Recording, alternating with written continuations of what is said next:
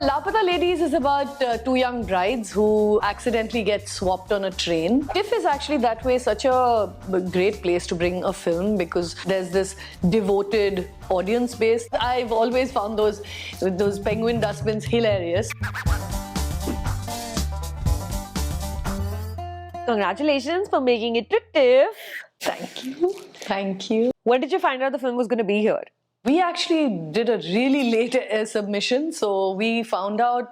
We literally rushed the film through the last 3 weeks of post, 4 weeks of post, but very, very late. I think we found out, in August? No, in July. Actually, I don't remember the exact date, but it was a month before the festival, so we really rushed. This was already an award-winning script by Biplab Goswami. Does that give you a leg up as a filmmaker that you're already working with award-winning material? Yeah.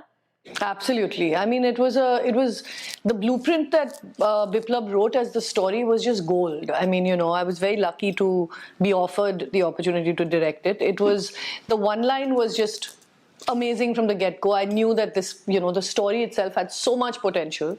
There were so many things we could do with it. And then the next, sort of milestone for us was finding the right writer to take it to the screenplay. A little bit more than what Biplab had done with the story is what we wanted to do with the screenplay. And Sneha Desai came in with her literally magic wand. She's just a genius screenwriter. It's her first film. It's her debut. But she's so accomplished because she's done theatre. She's an actor herself. She's so good with dialogue and timing and all the rest of it. So yeah, and then Divyanidhi Sharma came in for additional dialogue. He also helped write Manohar, the cop's character. He's from UP, so he helped with all the evening out of the dialect. But tonally, getting the humor right, getting the world right was the goal once we had Biplab's script. And I think that we got with Sneha's wonderful writing. The teaser is out. We have an idea of what the film is about. I have watched it, so I know for sure. But those who are yet to watch your film, what is Lapata Ladies about? Lapata Ladies is about two young brides who accidentally get swapped on a train. It's really their journeys to getting where they want to get. It's a story about love, about friendship. It's about finding yourself. It's about reaching for your dream, fighting for your dream. So it's a lot of things, but essentially it's a fun drama, comedy about two girls who have an opportunity to be lost and to find something unexpected at the end of their journeys. My favorite character is Chaya Kadam, Manjuma. The way she explains patriarchy as a fraud scheme. Was that character in the script, or did you flesh it out more? That character was not in Biplab's original script, and she's my favorite character as well. I'd like to say that Manjumai was something that I a little bit had some hand in creating because I knew that I needed one character who says things as they are, who lays it out there and has some home truths for Pool. Yeah, so she's something that we brought into the script later, and Sneha and I discussed it, and I kind of directed that character a little bit in the writing. Where did you find this cast from? Especially the actor who plays Deepak. Tell me everything. Oh my God. What an actor. He is far and away one of the more talented actors I've worked with in my life, or had the pleasure of seeing on screen. He's an actor called Sparsh Srivastav. He's done Jamtara before this. He was a dancer. He's a very talented actor, but hasn't had a film that he could be part of before this. So I was really, it's actually my honor to be launching some incredible cast, and Sparsh is one of them.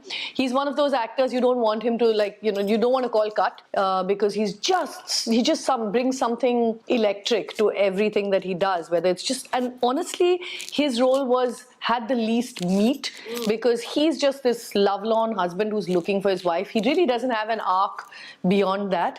But he manages to imbue it with so much honesty, with so much, embodies this typical sort of small town Indian boy, but with so much,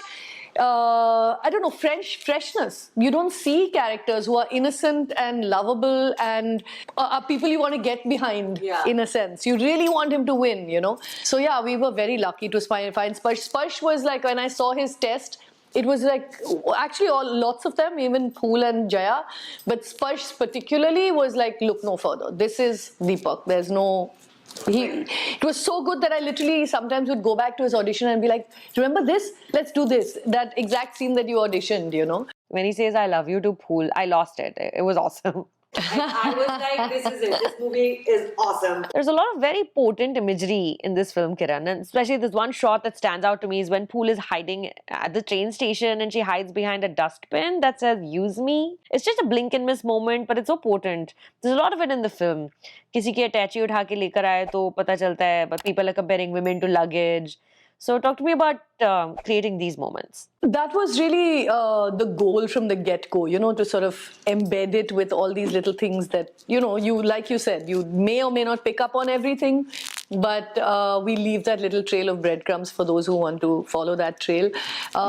Because the idea was, this is a story that could happen anywhere. It's a broad, entertaining, fun, drama, comedy. But all the things that we want to actually allude to, we want to talk about, we want to open up these conversations, we do it through character, we do it through plot, we do it through a change in somebody's perspective, we do it, you know, through humor, which is the most disarming way of talking about uncomfortable truths, right? So, so yeah, for instance, that "Use Me" was something that I had in my mind. The second I heard the script, I was like, because I've always found those penguin dustbins hilarious, but it was just so perfect in terms of what it said for Phool to be hiding behind one of those ridiculous, you know, penguins in the middle of, you know, rural India. So yeah, those are touches. I'm glad you like that. But yeah, the film, we wanted there to be things that, you know, would give you a little bit of a ha-ha moment without it being, you know, expressly there, you know, in the foreground. You already have a few reviews trickling out since the embargo's been lifted. What has that been like? Have you been reading, following? No, actually, I have not, because I mean, it's just been a day since the film had its premiere. I just want to ride the happy wave of screenings and people and stuff like that. I don't really want to dive into what people are saying yet. I don't know, it's something that I'm hoping people will like, but you're always worried that, you know, for some people it doesn't quite resonate the way you would like it. So far, what I've heard have been, the reviews have been really good, and I'm really delighted, honestly. Like, for some of the reviews have just been too generous and too lovely, and I'm really super happy. But I try to stay away from reading too much. Hopefully, I'll get to sit with you again once the film has a release and we can really get into it, open it up for the audience. But Asi, talk to me about your film festival life. You are a film festival pro. You've organized and attended for years and years and years. And how has it been bringing films to an international audience, to a film festival, for people that may or may not be Indian at all?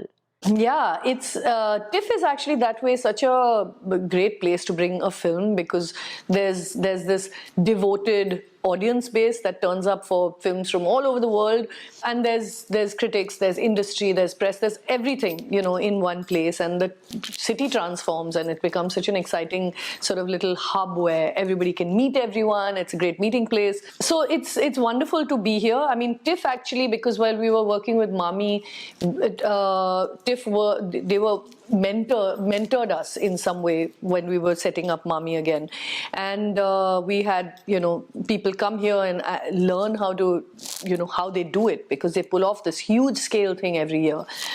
I'm personally really very fond of TIFF. I mean, my first film premiered here, and it's great that I've had a chance to come again. But I think that this is really such a lovely launch pad when you make a film, because you get the appreciation that you want, which is an audience that's laughing with you, that's clapping for you.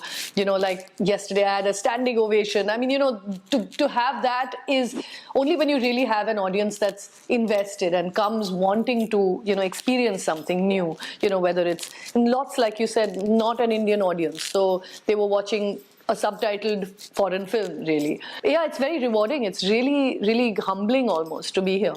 So glad I got the opportunity to watch the film in this Toronto atmosphere. Congratulations on all the wonderful things the film has achieved for so far. And thank you so much for your time. Thank you, Sucharita.